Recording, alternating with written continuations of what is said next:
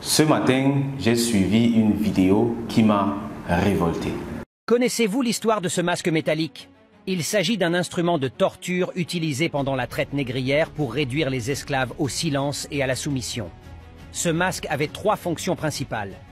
Il empêchait les esclaves de manger les fruits qu'ils récoltaient dans les plantations, comme les pommes, les ananas, les oranges, les noix de cajou, les bananes, les plantains et les cannes à sucre. Les esclaves devaient travailler sans relâche et sans se nourrir convenablement. Il empêchait les esclaves de chanter leurs chants spirituels africains, qui exprimaient leur identité, leur résistance et leur espoir. Ce chant était considéré comme dangereux par les maîtres esclavagistes, car il pouvait inciter les esclaves à se rebeller et à se battre pour leur liberté. Il empêchait les esclaves d'enseigner leurs dialectes locaux africains à leurs enfants, ce qui contribuait à effacer leur culture et leur mémoire.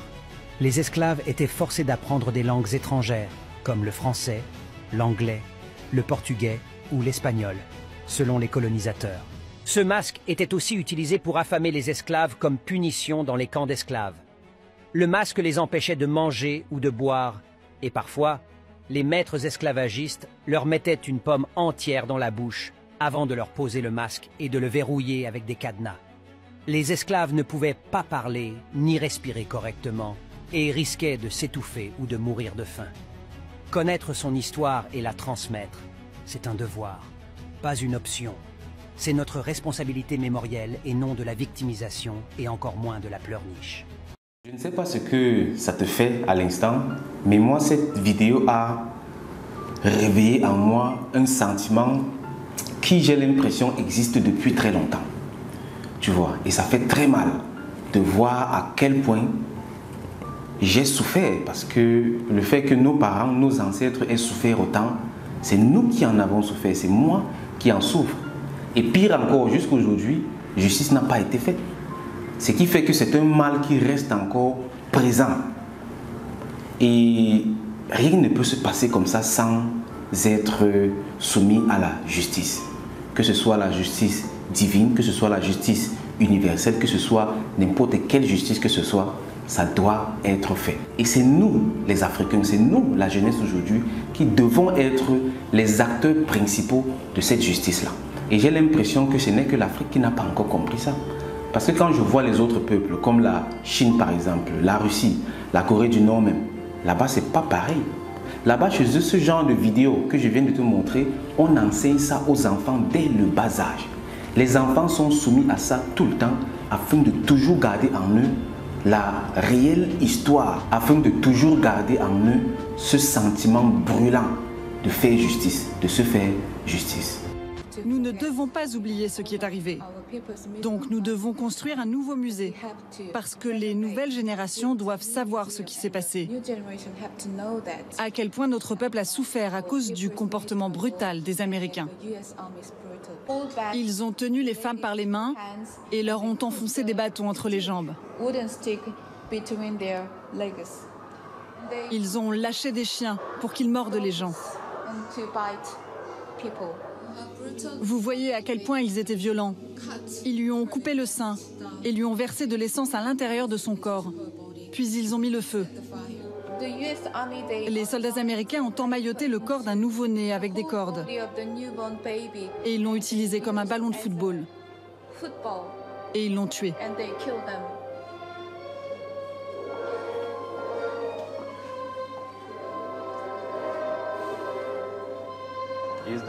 Est-ce que les enfants visitent ce musée? Oui, en primaire, en secondaire et aussi les adultes. Mais ce sont des images très dures, affreuses pour un enfant. Même les enfants, quand ils voient ces images, ils disent « Nous nous battrons toujours contre l'armée américaine ». On y va. La visite de ce musée est obligatoire pour tous les écoliers du pays, dès la maternelle. Les Africains doivent définitivement comprendre cela.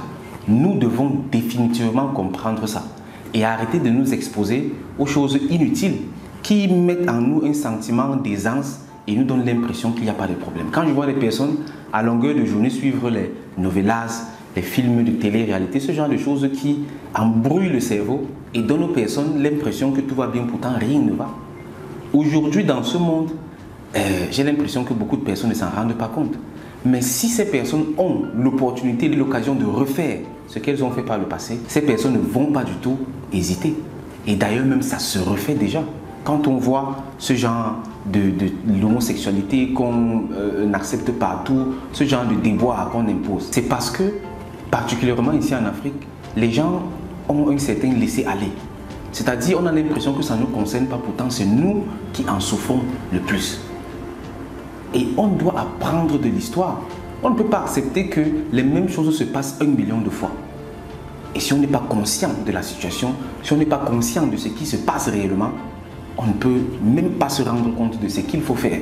Et quand quelqu'un passe à longueur de journée le temps sur les novelas, quelqu'un passe à longueur de journée le temps sur certains médias qui mentent les personnes et qui installent des fausses idées dans les esprits, qui calment les esprits pour donner l'impression que non, tout a changé, ce n'est plus comme avant et tout et tout. Là, c'est vraiment très grave. Donc ici, j'aimerais vraiment attirer ton attention sur cela. C'est un combat permanent que tout le monde doit mener. Il faut imaginer un peu. Toi, par exemple, tu passes toute ta vie à te battre pour quelque chose. Un peu comme nos parents, nos ancêtres qui se sont battus pour leur liberté. Parce qu'il ne faut pas croire qu'ils étaient contents dans cette situation-là. Non. Les gars se sont rébellés, ils se sont révoltés. Et ils sont morts pour ça. Imagine-toi aujourd'hui, tu fais un combat, tu mènes un combat toute ta vie et tu meurs pour ce combat. Et ensuite tes enfants viennent. Au lieu de poursuivre ce combat, ils suivent les novelas. Et ils s'amusent tout simplement. Ils ne pensent même plus à toute ta souffrance. Toi, tu vas te sentir comment? De voir tout ton combat, de toute une vie. On ne pense même plus à ça comme ça. C'est comme ça que nos ancêtres se sentent aujourd'hui. Tu penses que ceux à qui on a mis le masque là, avec les pommes dans la bouche, on ne les donnait pas à manger et tout. Tu penses qu'ils se sentent comment quand ils nous voient aujourd'hui nous amuser, jouer, comme si de rien n'était, pourtant tout va mal. C'est un combat permanent que chacun de nous doit mener. Et ici, je ne suis pas en train de dire qu'on doit prendre les armes, aller faire la guerre physiquement et tout, non. Les temps ont évolué et aujourd'hui, les guerres qu'on faisait, l'esclavage, la colonisation et tout ça, ça se fait maintenant derrière les ordinateurs, derrière les smartphones, avec les technologies. Le monde est devenu un village planétaire et tout se contrôle aujourd'hui en ligne. Moi, par exemple, je suis dans l'écosystème crypto et blockchain. Beaucoup de personnes, quand ils entendent crypto-monnaie, ils pensent à l'arnaque. C'est vrai, beaucoup de personnes se sont fait plumer dans ces secteurs, mais c'est parce qu'on y va avec une certaine paresse. On croit que c'est pour multiplier l'argent. Non. La crypto-monnaie, c'est une arme idéologique pour permettre aux individus d'arracher comme ça leur souveraineté financière et d'être libres et indépendants. Les Africains doivent absolument s'intéresser à cela.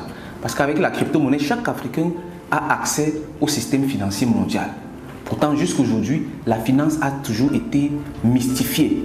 C'est-à-dire, on va faire croire qu'il faut les diplômes, il faut être intelligent, il faut être dans les réseaux et on bloque comme ça l'accès à la finance. Tout simplement parce que c'est là-bas qu'il y a l'argent. Les plus grandes sources de richesse au monde entier, c'est la finance et l'investissement. Et c'est là-bas qu'on ne veut pas voir les Africains. Quand on regarde le taux de débancarisation au Cameroun, par exemple, 74% en 2023. 74% de la population qui n'a pas accès au système bancaire. C'est-à-dire qui ne peut pas devenir riche. La crypto-monnaie vient éliminer tout ça et te donner la possibilité de devenir riche également. D'arracher ta liberté financière au niveau individuel et au niveau des peuples également. C'est la raison pour laquelle je suis autant engagé et j'encourage tous les Africains à s'y intéresser. Intéresse-toi à la crypto-monnaie, apprends ce que c'est et tire-en avantage pour toi personnellement et pour notre continent. Ça, c'est par exemple un combat qu'on doit mener au jour le jour. Et c'est vraiment triste quand je vois des personnes qui ne sont pas prêtes à apprendre, à se former. Il faut s'y intéresser et je t'invite vivement. Et d'ailleurs même, je t'offre une formation gratuite. J'offre une formation gratuite à tous les Africains. La formation, elle est en ligne. Juste en dessous, j'ai mis le lien. Tu cliques dessus et tu vas voir, ce sont des vidéos qui sont déjà préenregistrées et tu te formes. Tu apprends comment ça fonctionne et tu mènes également ce combat à ton niveau. Parce que c'est chaque goutte d'eau qui constitue l'océan. L'océan, c'est plusieurs gouttes d'eau. Et si à notre niveau déjà la goutte d'eau ne fait pas son travail, ça ne peut pas fonctionner. L'océan ne peut pas se former. Donc si toi, à ton niveau, tu ne t'impliques pas déjà dans ce combat, ça ne pourra pas fonctionner. Il faut définitivement qu'on se réveille. Et si la vidéo que j'ai mise au départ t'a vraiment secoué, alors tu dois t'exposer à ce genre de vidéos très souvent, très régulièrement. Et montrons ça à nos enfants. C'est vrai, c'est atroce, mais c'est leur histoire. C'est notre histoire. Et si on ne fait rien, ça va se répéter. Parce que les autres, eux, ils se battent également pour leur survie. On peut leur en vouloir, mais à leur place, je ne sais pas si les autres auront fait autrement. Parce que ces gars, ils n'ont rien à part piller comme ça. Donc, ils se battent pour leur survie. Et c'est à nous de nous battre également pour notre survie. Sinon, la chance qu'on a eue jusqu'aujourd'hui d'exister encore, on ne l'aura pas. On ne l'aura plus. Parce que je te rappelle, en Amérique, avant que les Christophe Colomb n'arrivent là-bas, il y avait d'autres personnes. On les appelait les Amérindiens. Et eux, ils n'ont pas eu la chance que les Africains ont eu. Ils ont été exterminés. Au point où aujourd'hui, on parle d'eux seulement dans l'histoire. Nous, on a la chance d'être encore là. Mais si on s'amuse, on va disparaître. Totalement. Et même les novellas que tu passes le temps à suivre, là, il n'y aura plus ça pour suivre. Ou du moins, c'est toi qui ne seras plus là pour suivre ça. Donc, il faut réellement se mettre au travail. C'est un combat perpétuel. Et ici, moi, je te donne une piste. Je ne pense pas qu'aujourd'hui, il y a quelque chose de plus puissant que la crypto-monnaie pour redonner à l'Afrique sa souveraineté financière. Ce n'est pas pour rien que tout le monde a peur de la crypto-monnaie. Ce n'est pas pour rien que les États, les banques centrales ont peur de la crypto-monnaie. Ce n'est pas pour rien que quand le Salvador ou la RCA ont décidé de mettre la crypto-monnaie comme monnaie nationale, on les a combattus. Les banques centrales les ont combattus, les gouvernements les ont combattus, les Occidentaux les ont combattus, les Américains les ont combattus. Tout simplement parce qu'ils savent ce que c'est que la crypto-monnaie. Ça libère totalement les individus et les peuples. Donc je t'encourage vivement à t'y intéresser. Et juste en dessous, tu cliques sur le lien et tu vas te former. C'est gratuit. La formation est gratuite et il faut te former. C'était le coach Zangué pour un coup de gueule parce que cette vidéo m'a vraiment révolté. J'espère que tu es également révolté comme ça et que tu as en toi ce feu qui brûle. Ce feu qui brûle. Maintiens cette flamme en t'alimentant de ce genre de contenu.